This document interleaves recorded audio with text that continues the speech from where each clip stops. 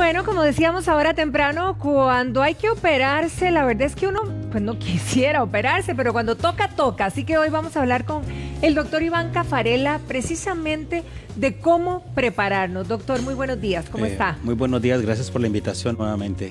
Doctor, ¿en qué consta el preoperatorio, los exámenes preoperatorios, verdad? ¿Y cuánto tiempo antes hay que hacérselos? Bueno, mucha gente va ante su médico, le dicen que tiene una cirugía, un problema de vesícula, un problema de vejiga, de matriz, etcétera. Entonces le dicen, bueno, hay que operar, a veces motivo. Entonces le dicen, dentro de su previo a la cirugía necesita hacer una evaluación preoperatoria. Mucha gente no sabe qué es eso. Y en realidad lo que es la evaluación preoperatoria es una evaluación hecha por un médico especialista en donde se determinan factores de riesgo y situaciones que puedan poner en riesgo la vida de ese paciente durante el proceso operatorio y en el posoperatorio. Entonces, lo que se consiste es en una evaluación médica, que es un examen físico, y una serie de exámenes que se piden de acuerdo a la edad, que ahorita los vamos a discutir. Pero lo más importante es que la gente entienda el concepto de que existe un riesgo a someterse a un procedimiento. Obviamente, dependiendo del tipo de procedimiento, el riesgo es en mayor, menor o moderado grado. Y el tiempo que es necesario pues también va a depender de eso. Por ejemplo, si yo voy a una cirugía de una lesión en la piel o de algo que no sea tan invasivo, pues un día antes, si tiene los exámenes ya prescritos y todo, pues entonces no hay problema. Pero si uno tiene una cirugía de mayor envergadura, estoy hablando de una cirugía de corazón, una cirugía intraabdominal de aorta, vascular, etcétera, entonces vamos a necesitar más días previos a la cirugía, unos 15, 20 días para ir viendo que ese paciente no tenga ningún otro problema asociado, más o menos. Ok, pero ahora usted mencionó la edad, ¿en qué radica la diferencia, digamos, si somos mayores, verdad, o somos menores? Muy importante, estos protocolos son protocolos hechos a nivel mundial, existen ya a nivel mundial definitivamente procesos ya muy claros y esclarecidos por asociaciones mundiales, la Asociación Americana de Corazón, la Asociación Americana de Cardiología, la Asociación Europea, la Asociación de American College of Physicians, etcétera, que han montado protocolos muy claros en donde dicen que pacientes menores de 40 años necesitan, a veces no necesitan evaluación según el procedimiento, y mayores de 40 años sí necesitan una evaluación. ¿Por qué?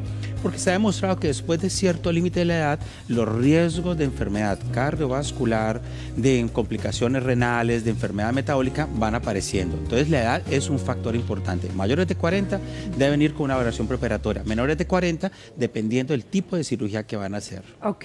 Ahora, ¿qué pasa en el caso, por ejemplo, de personas que tienen enfermedades crónicas? ¿Hay alguna diferenciación? Si hablamos de diabéticos, hablamos de hipertensos, sí. ¿Hay algo más? E incluso sumarle a esta pregunta, doctor, si la persona ha tenido algún tipo de cirugía previa, ¿también se ahonda en eso o no necesariamente? Claro, fíjate que cuando uno tiene un paciente que tiene una comorbilidad, estamos hablando de diabetes, hipertensión, como has dicho, a veces se encuentran unas sorpresas. Hay pacientes que ni siquiera saben que son diabéticos. Bueno, en eso consiste la evaluación preoperatoria. Entonces sí, la enfermedad crónica en un paciente que va a ser sometido a una cirugía tiene un peso importantísimo porque eso aumenta el riesgo. De hecho, trabajamos con escalas de riesgo. Y hay escala Goldman, la escala ASA, está la Detsky, etcétera. Hay un montón de escalas que se han hecho a nivel mundial para tratar de identificar ese factor de riesgo en estos pacientes y tratar de que el paciente vaya lo más seguro a su cirugía. Entonces, existe la edad como un factor. Segundo, las comorbilidades como otro factor. Y dependiendo de eso, uno va a organizar al paciente qué tipo de exámenes va a requerir antes de la cirugía. Ahora, doctor, el conocimiento del paciente frente a lo que se va a exponer, ¿verdad? En este caso, la cirugía, la que le toque. Nos deben de informar de manera clara, primero que todo, el diagnóstico. Uno debe tener claridad total en el panorama, porque a veces no manejamos ni el lenguaje ni sabemos exactamente lo que tenemos, por un lado. Y por otro, claramente lo que nos van a hacer en esta intervención. Claro, existe... ¿O es muy genérico, digamos, lo que nos dicen? No, definitivamente existe una cosa que se llama el consentimiento informado. Eso es ya un establecimiento por derechos humanos, todo lo que indica el cuidado del paciente. Es una obligación del experto. Es una obligación del cirujano de explicarle muy claro al paciente en lenguaje popular, normal, qué es lo que le va a hacer, qué es lo que va a quitar, cuáles son los riesgos y las complicaciones que tiene, y si el paciente acepta, firma un documento que se llama el consentimiento informado. Ahora bien, hay pacientes que van donde el cirujano, escuchan todo. Muchos hacen un poco de nervios, angustias, y cuando llegan uno le dice, mire, es que yo no sé qué más decir el cirujano. A lo mejor hay ser un poco de bloqueo de los nervios, de la ansiedad. Claro. Entonces uno entra y hace un poquito de introducción nuevamente al procedimiento y luego le da un poco de información al respecto. Pero no es mi campo en ese momento porque yo no soy el que va a operar, es el cirujano. Pero digamos que hay muchos pacientes que le ocurre eso, les da temor y uno vuelve y le hace un poco de énfasis en los puntos más claves de lo que va a hacer la cirugía como tal. Pero sí, el paciente debe estar claro de qué es lo que se le va a hacer y existe una cosa llamada el consentimiento informado. Ahora, ¿estamos claros cuando vamos a esa cita previa, digamos, de las secuelas o de los posibles eventos que se pudieran dar frente a una cirugía de estas, los peligros o, ¿verdad?, cualquier situación difícil que pudiera presentarse? Sí, voy a ponerte un ejemplo muy sencillo. Perfecto. Cuando te subes a un avión, tú no sabes si vas a llegar finalmente a tu destino. Todos los aviones aterrizan. Hay un riesgo. Existe un riesgo. Es exactamente lo mismo en esta parte de la cirugía. Todos los procedimientos en medicina tienen un riesgo. La medicina no es una ciencia exacta, nunca es lo que uno a veces espera. Obviamente uno siempre quiere lo mejor para su paciente y uno quiere que ese paciente siempre salga adelante con su procedimiento quirúrgico y solucione su problema.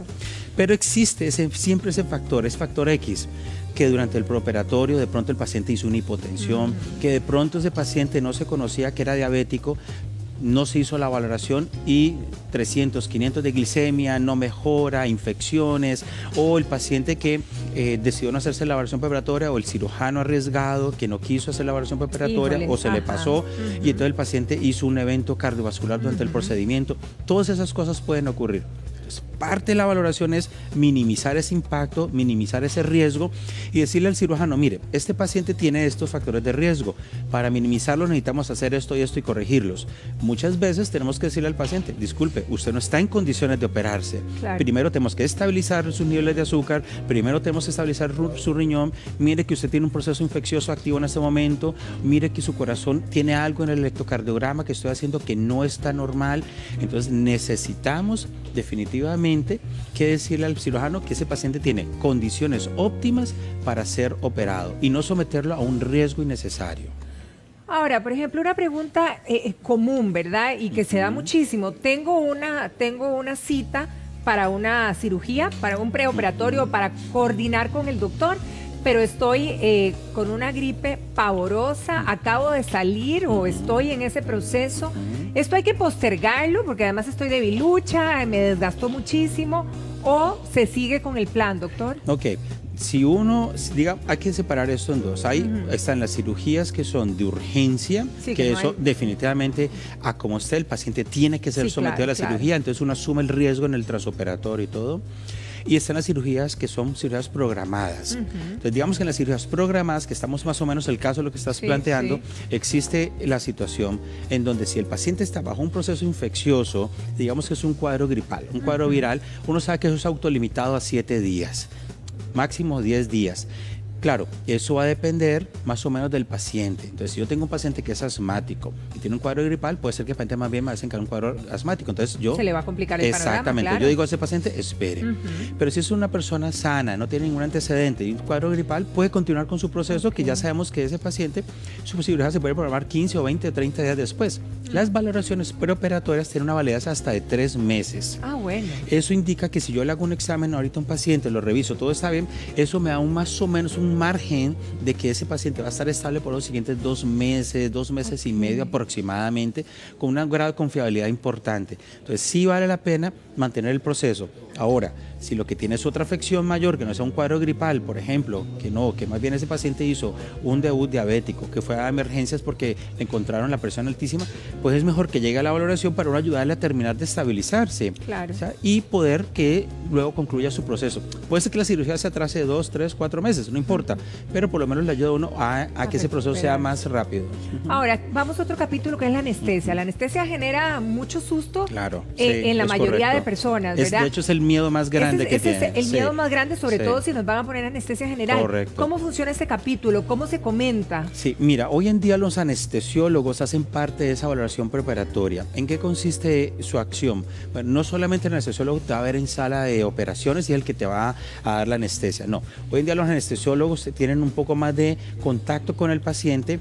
Ellos realmente, aparte que ven la valoración preparatoria hecha por un cardiólogo, por un internista o el especialista del campo, ese anestesiólogo lee nuestra nota, él va a ver la parte del electro y él también se acerca al paciente, se presenta, hace una serie de preguntas muy parecidas a lo que estábamos discutiendo con la valoración preparatoria y él le explica qué consiste la anestesia. Entonces también el paciente, aparte del consentimiento informado de la cirugía, va a firmar un consentimiento informado para recibir anestesia. Entonces no es eso algo así como que me voy a someter a que me duerman y punto, no. Sí. El anestesiólogo está en la obligación de explicarle al paciente también que necesita, por qué la necesita y qué tipo de anestesia va a dar. Eso es, hay muchas variedades. Claro, entonces ya el paciente va a entender un poquito más ese proceso. Ahora, hay un dato interesante. Hoy los anestésicos actuales son mucho mejores, menos dañinos. No podemos decir que son inocuos. No existe esa palabra en medicina. Todo fármaco que entra en nuestro organismo nos hace algún cambio. Por supuesto. Entonces, no sabemos cómo vamos a reaccionar. Entonces, pero un anestesiólogo bien instruido puede dirigir perfectamente a un paciente, le puede dar sobre todo mucha información de en qué consiste su anestesia y sobre todo va a calmar al paciente, porque hay que estar acostado en una camilla previo a una cirugía y los nervios que tiene el pobre paciente son altos. Claro, entonces hay que ayudar al paciente a que se calme. Eso ayuda mucho a que el paciente entre más tranquilo en la sala de operaciones y se comporte mejor durante la sala de operaciones. Doctor Caffarella, como siempre es un placer tenerlo en gracias. casa y bueno, Gracias. nos quedó completa la guía, ¿verdad? Está Si bien. estamos en el caso de que nos vayamos a exponer pronto a una cirugía. Perfecto. Y la mayor de las suertes y que Dios los acompañe a todos los que estén frente pronto a Bueno, esto. muchísimas gracias por la Muchísimas invitación. gracias, doctor, Gracias. un placer. Gracias. Vicente.